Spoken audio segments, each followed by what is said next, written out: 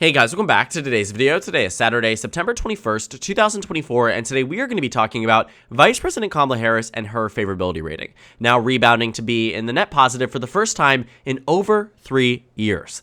Now, FiveThirtyEight has spent the past 4 years tracking Kamala Harris's favorability rating over time. Ever since she assumed the role of vice president, they've been tabulating all of the responses that voters have been giving around what they view Kamala Harris as in terms of the net positive or the net negative. And while she started off in the administration with positives, it came crashing down around the month of July of 2021, where she became unfavored for the first time in the term of her vice presidency. But since then, the numbers have been increasingly more negative for Kamala Harris. Over time, it just started to expand and expand and expand, and more voters started to dislike the vice president, and to a point where right until about the point that Kamala Harris became the nominee for president of the United States of the Democratic Party, she hit a record low net approval nationwide, with 16% more Americans having an unfavorable view of her than a favorable one, which was just at roughly 1/3 of American voters. Well, now today, in just around 2 months, Kamala Harris has taken, in fact, 2 months ago today, Joe Biden dropped out of the race. She went from a point of being down 16 nationwide to now being up on the overall net, again, for the first time in a tremendously long time. And it's the surge in approval that Kamala Harris needs to really do well in this election. Hillary Clinton in 2016 at this point today was down 14 points nationwide. In 2020, President Biden was in the advantage, something Kamala Harris now has in terms of the upper hand. And Donald Trump still maintains his overall negatives. Today, Donald Trump is disapproved of nationwide, which you can see by a margin of roughly 10 points on the national scale. Kamala Harris, however, is up by 0.1% and likely growing, as we can see as the general trend line here, a massive, massive surge in approval for Kamala Harris after she became the Democratic nominee. And this is something that we actually saw very early on. This was a month ago today, August 21st, 2024, titled Kamala Harris's approval rating jumps in weeks after becoming nominee as Democrats increasingly back her. A lot of Kamala Harris's level of disapproval came primarily from Republicans and independents, but one thing that really wasn't discussed too much about Joe Biden and Kamala Harris when it came down to their favorability rating was that a lot of Democrats did not have favorable things to say about either of them during the duration of the beginning, not the beginning, but mostly the middle of this administration. Joe Biden saw that roughly 70% of Democrats routinely had a positive view of him. In contrast, Donald Trump had roughly 80-90% of Republicans. There were a lot of Democrats out there that did not like Joe Biden necessarily as a person or as a president. Maybe some of them thought that he wasn't left-wing enough or thought that he was too right-wing. Whatever it might be, ultimately, the disapproval for Joe Biden translated to a net disapproval for Kamala Harris. But it wasn't something that seemed to be, too different than that of Joe Biden. But that was the real problem for Kamala Harris. She was slightly underperforming the president, but when there was a lot of conversation around replacing her and making her the Democratic nominee for president, that maybe it didn't make sense because she wasn't approved of more than Joe Biden. But what she has shown us over the past 2 months is that she has taken an opportunity that many of us simply just could not have seen coming until after the first presidential debate between Biden and Trump, is that she has taken her newfound visibility and completely changed the way that Americans have viewed her all in the positive. In the aftermath of the debate, we have seen that a lot of voters have started to take a look at this election very differently. That's why Kamala Harris is up now in the most recent New Hampshire poll we talked about earlier on this morning, up 11 points statewide. And state Joe Biden only won by 7. It's a 6-point gain in Kamala Harris's advantage from the same pollster with the same methodology and the same firm that conducted a poll back in August around this time a month ago, showing Kamala Harris up by 5. This recent poll shows her up by 11. Again, same group of people, just different responses. On top of that, too, in other battleground states, the Morning Consult released an array of polls we'll talk about tomorrow, showing Kamala Harris leading in every battleground state with the exception of Arizona. Every single battleground state, North Carolina included. That matters, right? But a lot of these things happen because voters look at Kamala Harris in a very different way. Why? Because of things like the debate, because of things like the DNC, because of her VP choices like Tim Walz. Her newfound favorability has largely come from this spotlight that has been given on her. A spotlight that makes voters say, I now reconsider the way I saw Kamala Harris. On one end, when she was under Joe Biden, many people saw her as an extension of an administration they thought was too old and unfit to lead in the future. That's why Donald Trump took the advantage against Joe Biden in every battleground state before he dropped out. But with Kamala Harris at the top of the ticket, and with her now as president of the United States in terms of who would be serving the next 4 years, voters have a newfound look on her and a future administration and a future of America that might look like a Kamala Harris presidency. And a lot of voters really seem to like her performance at that debate, which has translated even further to a net positive approval nationwide. Now, CNN's flash poll also showed that in the aftermath of the debate, voters liked Kamala Harris more. More voters tuned into this debate than the first one with Biden versus Trump, and what they have found consistently is that Kamala Harris's approval rating has gone up, the overall chance that people support her has gone up. Voters have started to give her a second look, just as is covered by this NewsHour piece on PBS News, saying that voters in suburban Pennsylvania give Kamala Harris a closer look after the debate. Why? Because they liked her. And the same sort of phenomenon happened back in 2020 when Mike Pence and Kamala Harris faced off against each other in the VP debate, the only VP debate that took place in October of 2020.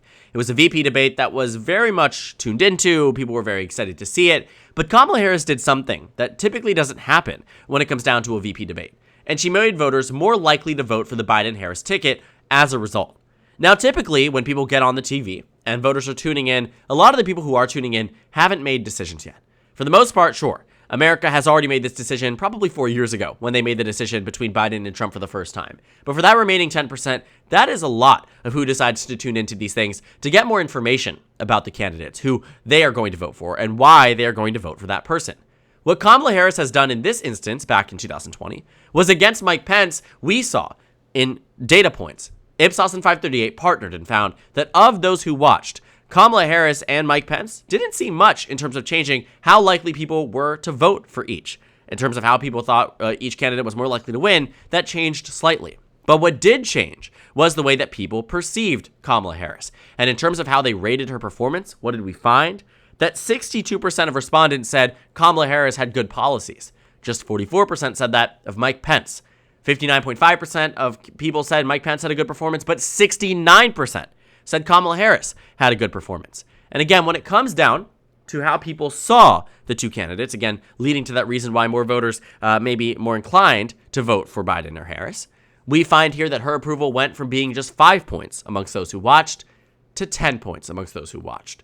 Mike Pence narrowed down his deficit here of what was 15 points down to 14 points. But ultimately, Kamala Harris was the one who got the advantage, from 40 to 41 disapproval, but 45 to 51 approval. And that really matters. Kamala Harris showed us back in 2021, the spotlight really was not on her, but she did show us in the FiveThirtyEight and Ipsos tracking data that voters like her more when they see her on the TV and actually get to see her in action against an opponent. There are people out there who really wait to see what is said and what is done at these debates before they decide to vote. And for Kamala Harris, that was the case in 2024 in this cycle, when voters are now giving her a new chance after watching her on the debate stage. And ultimately, too, Kamala Harris gained support after this debate. Voters started to see that they liked her a lot more, and people are now covering the fact that her approval rating has now rebounded to being in the positive for the first time in over 3 years. And a lot of this is attributed, again, to moments like that debate, or moments like the DNC, when the Democratic Party spent $50 million across a number of different resources and ad markets in order to push a new story around Kamala Harris, one that wasn't seen because she was the sitting vice president and running as the vice president. Rarely ever does a presidential campaign allow a VP contender to overshadow that of the presidential nominee. The last time I think we can see that in recent memory was in 2008 with Governor Sarah Palin and Senator John McCain, where Sarah Palin, in some cases, was pulling in larger crowds than the senator himself. That was a different era. Today, for Kamala Harris, now that she is at the forefront of this candidacy, there's a lot more investment in her as a person, a lot more investment in her story and how it's told to the American public, because for a while, in fact, for the past 3 years, it has all been about Joe Biden, about how Joe Biden wins Americans over again for a second term. Now, it's about how you get voters to back Kamala Harris for her first term, and that starts with a rebrand. The same type of thing we saw for Joe Biden back in 2020. In fact, it's nearly identical in the way that these things have happened. You can see that when you look back at Joe Biden's favorability rating, if they allow us to go even further back, you can see that in 2021 was they really started this tracker, but there is data points that go and extend far beyond this point. Joe Biden didn't start out in the 2020 presidential election as someone who is favored. I will have to say that he did not start out in the 2020 election as someone who had a net positive approval rating, right? When he announced his candidacy, voters didn't really have as many strong-fielded opinions about him, but in the time at which he won on Super Tuesday and landslided in a number of important Democratic primaries, Joe Biden was down nationwide. He was down 10 points nationwide. And what we saw was that in the time between March, when he practically won that nomination, to Bernie Sanders dropping out in early April of 2020, to the convention, was that it was all about maintaining where Joe Biden was and slightly increasing. And then came the convention. Then came a concerted effort from the Joe Biden campaign and the Democratic Party to rebrand Joe Biden as a new candidate, Joe Biden as a new person, tell his story in a way that couldn't be told when he was running with Barack Obama, tell his story in a new way that couldn't be told in any of his past races. Because now he's been given this spotlight. He has been given this opportunity to make voters see him differently. Because to be fair, the Joe Biden of the vice presidency is likely very different than Joe Biden of the presidency. And the same is for Kamala Harris. And voters are now looking at this and saying, wait a minute, I actually really like her. The fact is that a significant chunk of this country has gone from disliking her 2 months ago today to loving her now. That is crazy to think about. This is one of the biggest surges we have ever seen for a major party candidate in terms of favorability rating, barring any type of major incident on American soil or internationally. Kamala Harris's approval rating surge is insane. And the fact remains, we have not seen this for practically anyone. Even Joe Biden, it took him months to surge this high. It took Kamala Harris a month practically to save her approval and 2 months to get to a net positive when being down at her lowest point ever in her vice presidency, her lowest point ever. And 2 months later, she's at her highest point in just around 3 years. These things don't happen by accident. Voters are really warming up to Kamala Harris, and it is improving her odds at winning the presidency. When FiveThirtyEight first started launching their replacement model and started looking at Kamala Harris's odds against Donald Trump, her win probability against Trump was 47% on July 26th. Today, it is at 60%. It is at a high here. That is really strong for Kamala Harris. And it comes, too, as people start to learn more about her, the more they like her. As people start to understand more about her story, and Tim Walz too. It's the company she keeps that makes her popular as well, right? There aren't many things here that you can really attack to her, and that's the problem that I think Donald Trump is facing here. His only election victory was running against one of the most unpopular Democratic nominees for president in 21st century history. More unpopular than Al Gore, more unpopular than John Kerry, certainly more unpopular than Barack Obama, and more unpopular than Joe Biden. And so Hillary Clinton genuinely, I think what we now need to really realize is that maybe Hillary Clinton's election was more of a fluke rather than a normality with Donald Trump. Why?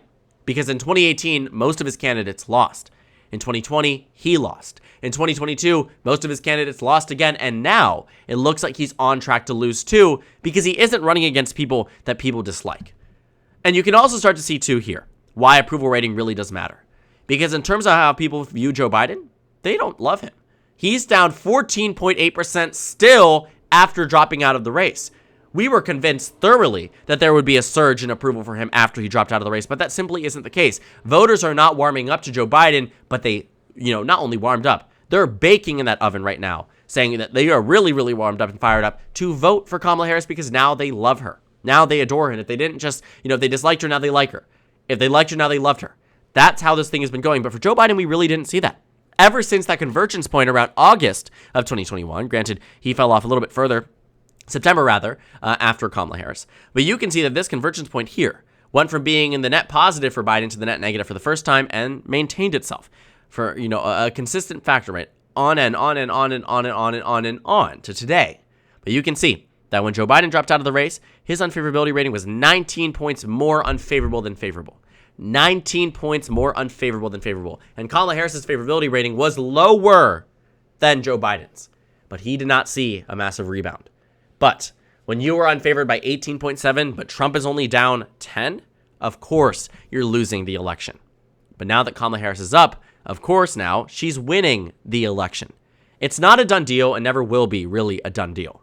But Kamala Harris's surge and rebound in approval has single-handedly saved the Democratic Party's chances at winning this election and put her on track to do very, very well this coming November. There's still room for improvement for Kamala Harris. She has shown us that significant portions of the population can change their minds about candidates practically overnight. And on this scale, overnight. Kamala Harris has done something that many of us thought was impossible, and that is rebranded an identity after 3.5 years of an administration and making herself popular for for the first time in a very long time. Something that the Democrats thought was impossible with Joe Biden, that Kamala Harris could do in just under 2 months. A surge that will be remembered should she win this election as the saving grace that gave Democrats the opportunity to win and gave Kamala Harris a new image amongst the American public, giving her this advantage over Donald Trump. So thank you guys so much for watching this video. Make sure to comment down suggestions below. Subscribe on the left if you haven't already, and check out the Instagram and Twitter. At the top left of the screen, there's also a Discord server for you to go ahead and join. On the screen, there's a video you can watch and then a playlist for my 2024 presidential election analysis videos. Again, thank you guys so much for watching, and I will see you all tomorrow.